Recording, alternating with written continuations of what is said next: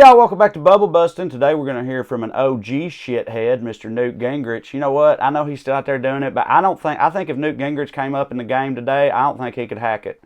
You know, like in terms of being a fucking nefarious shitheel, right? Newt Gingrich is almost like a baseball player that played before they allowed black people to play. You know what I mean? Like, you got to put an asterisk beside his shit, because he didn't come up with these real fucking maniacs, right, that are out there today doing it.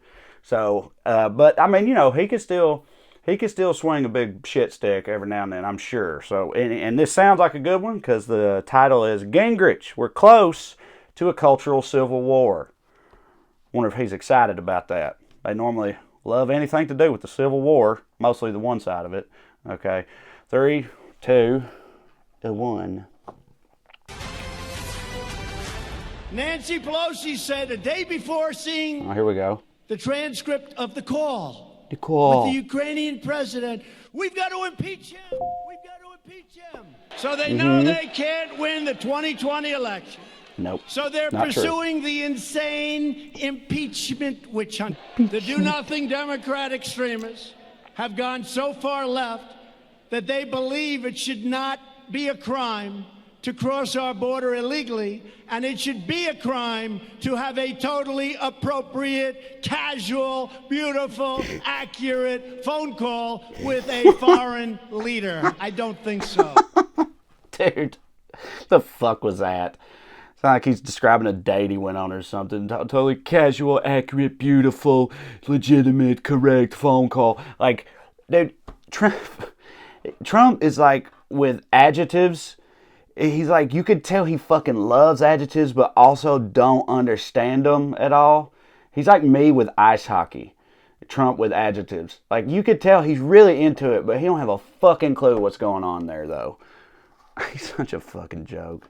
The resistance against Trump began the day he was elected. This is not an impeachment process. You can go back to the headlines from the morning after the president was officially elected the president of the United States and see that impeachment was already being talked about and already in the headlines. Yeah, because we already knew he was a corrupt Russian puppet, pussy-grabbing fucking dipshit maniac. Everybody knew all that already, so of course we were already talking about getting him the fuck out of there. Like, oh, they always bring this up like it's been a witch hunt the whole time. It's like, no, he has fucking sucked the whole time. That's what is going on. And when I say sucked, I don't just mean like we just don't like him. I mean, he's broken the law repeatedly the whole fucking time. That's why we've been talking about it the whole time. Sort of the pro-impeachment left, desperate to get to Trump, led by the New York Times and the Washington Post and the major networks. Then you have, you know, journalists, people that deal in facts as their business. They're at the forefront of this bullshit effort. And they're very prepared to tolerate whatever the marginal problems are, because they think he's the marginal problems.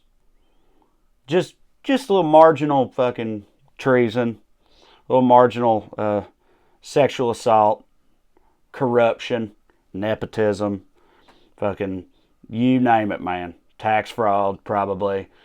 Racketeering. Who the fuck knows? But it doesn't matter. Those are all marginal problems. What does matter is the fucking bottom hasn't fallen out of the economy yet, because it hasn't had enough time to. That's not going to happen until we get a Democrat back in there, because that's how the economy works, and then we can get blamed for it and then end up with another fucking one of these assholes in there after that, because the endless cycle of bullshit never stops. Anyway. First guy they've seen in their lifetime who has the guts to stand up to the establishment. You've made it very clear what you think the president's strategy should be just over a year out from the next election.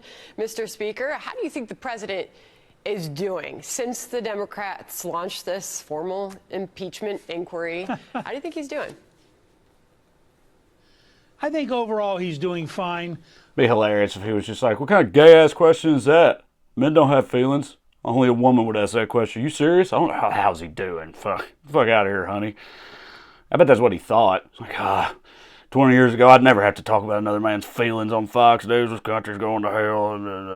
He simply has to identify how crazy the left wing of the Democratic Party is. I mean, when they say, for example, that they want to have totally open borders, that would mean millions and millions of people. When they say, as Elizabeth Warren did the other night, that she favors paying welfare to people who are here illegally, or providing free health care to people who are here illegally, or what happened in the House, where all but 10 Democrats voted to put illegal immigrants ahead of veterans.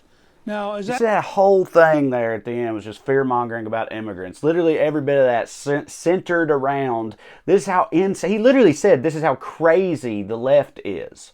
And he named all these things, these hyperbolic statements about our policies on immigration, because if you just want them to not lock babies in cages, that makes you a psychopathic commie liberal who wants to like give control of the country over to the Mexicans. Can't have that, or whatever the fuck. Like, man. But that's why they think that we're insane. Like, we're literally at a point where it's saying we probably ought not put babies in cages, y'all. Makes you a radical, crazy leftist. This is the most divided we've ever been. For sure, but I'm not worried about it for a lot of reasons. Number one, like, their ranks are made up of fat, old, dying people who live in a country with a broken healthcare system. So, like, if nothing else, we're just going to wait them out. You know, like, fuck it. Bring it on. I don't give a fuck. 4 middle fingers. See y'all next time.